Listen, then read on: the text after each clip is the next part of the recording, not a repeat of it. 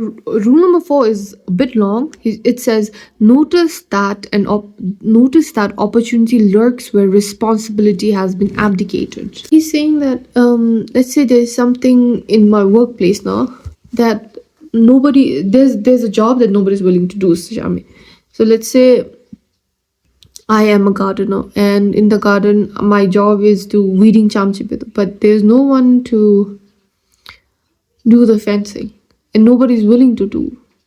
So he's saying that when there is a gap, you're watching, or when there's a responsibility that nobody is wanting to take up, that responsibility will probably lead to opportunity. Say that's what he's saying. He's saying that if there's a gap, just step into the gap. There will be a lot of people who say, "Oh, that's not my job. Oh, it will be too much work." But you just go ahead and take it. When there's a responsibility that has not been taken by anybody, you take up the responsibility. Because when you take up the responsibility, it forces you to be competent enough to carry on that responsibility. And when you eventually become competent, you start being confident in yourself. And he's saying that confidence will eventually give you opportunities. So responsibility will help create competence. Competence will help bring out confidence. Confidence will open doors to opportunities. A lot of people, usually they won't do it because there's a risk of failure, and it makes you more visible in the eyes of superiors, I guess. But that's what he's saying. I don't know if I can agree to this rule, but that's what he's saying.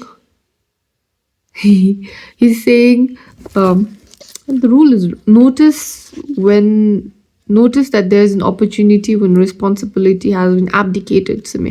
I guess that's all I can say regarding this rule. I don't think I have much to say. The 5th rule, he says, is do not do what you hate.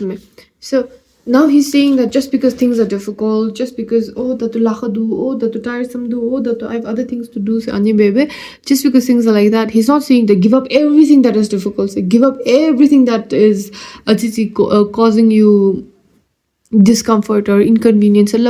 He's saying that certain things that it erodes your soul, and it but you don't enjoy it, so you're filled with resentment. Say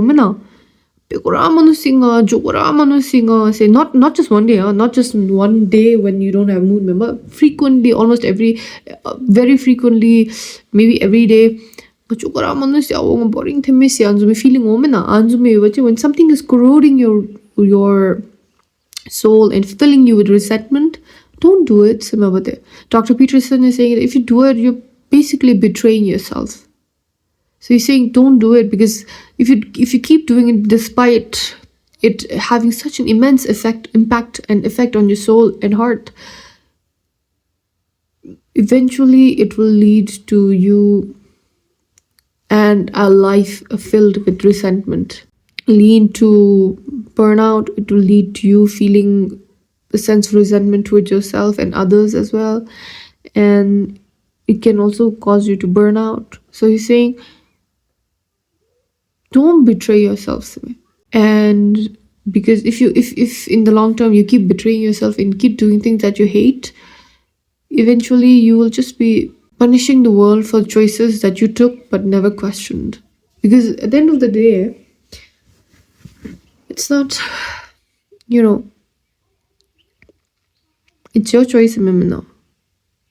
But then again, I understand that certain times, certain situations, you might have to do something you don't want to do, because that's like the only thing you can do to survive or to look after your family. But Peterson is saying, maybe, I think in this case, he's saying that just try to find an alternative as soon as possible. Because at the end of the day, it's not worth losing your self-respect and self-esteem and betraying yourself over something. So do not do what you hate. So the 6th rule of life is abandon ideology. He's saying abandon ideology. He's saying ideology, say the ideas, thoughts, and perceptions that you already have. He's saying because an ideology is a shortcut to thinking. You get what I mean? You're not actually thinking. So if I'm a shashub, right? So the shashub dosu chanze shashub dosu eat a lot of kewa and dried fish. I think there's this prejudice, no? There's this prejudice there.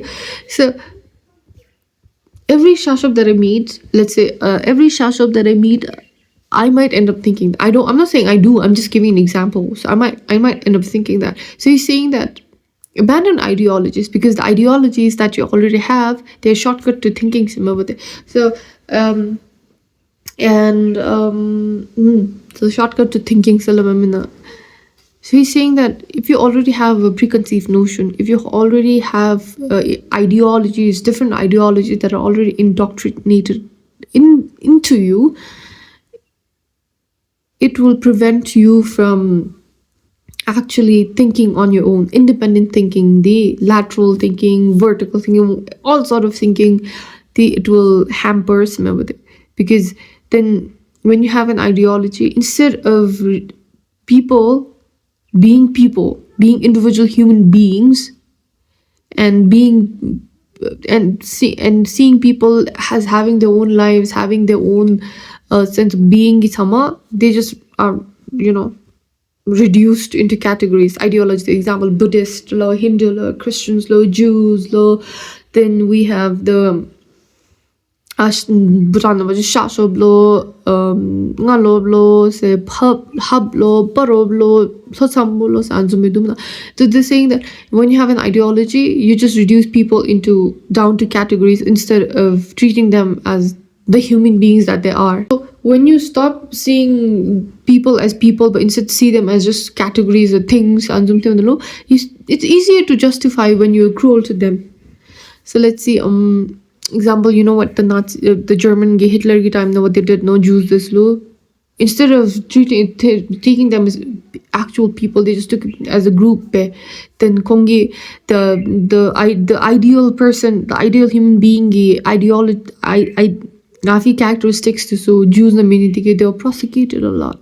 So you're seeing the ideologies reduces people into categories, and it's really, really easy to commit cruelty against them. So because most cruel things or cruel crimes or cruel acts that have been committed in history are committed by people who have held ideologies and have believed that they are morally right, that they are morally superior.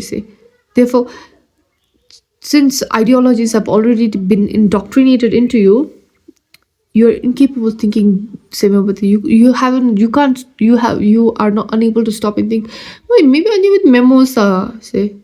Maybe we are wrong, say. And so what Peterson is saying is that ideologies, they're not looking for the truth. They just want you to be obedient. And that were the first 6 rules of Beyond Order by Jordan Peterson. Next 6 rules, I'll upload it in a few days.